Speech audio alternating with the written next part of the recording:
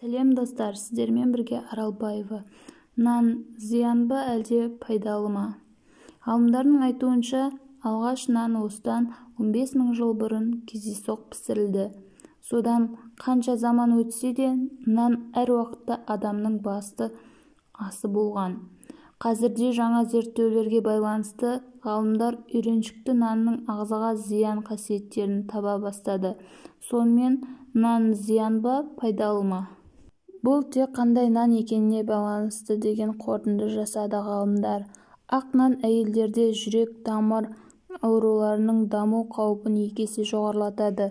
Батон, багет сынды нандарда ағзаға сондай қажетті В тобының Е және ПП дәрумендерінің жоқ екені, сондай-ақ обырдан қорғайтын селен де аз кездеседі. Пайдалы заттардың мұндай тапшылығы ақ нан пісіру барысындағы ұнның тартылу әдісіне байланысты.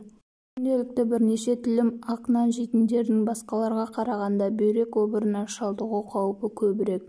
Бұған нан пісіруде қолданылатын ашытқы өз әсерін қосады. Ағзамызға түскеннен кейін ашытқы тез арада таралып жайылады. Ашытқы ағзаның табиғи микрофлорасын бұзып, бактериялардың дамуына көмектесе алады. Әр тілім ақ нан жеген сайын, сіз бауыр, асқазан, асқорыту жүйесіне зақым тигізе аласыз. Алайда нансыз ас жеу мүмкін емес, сондықтан нанның дұрыс түрін таңдаңыз. Ең пайдалы нан бұталы дәндерден пісірілгені. Осындай нан ағзаға зиян әкелмейді, пайдасы да аз емес.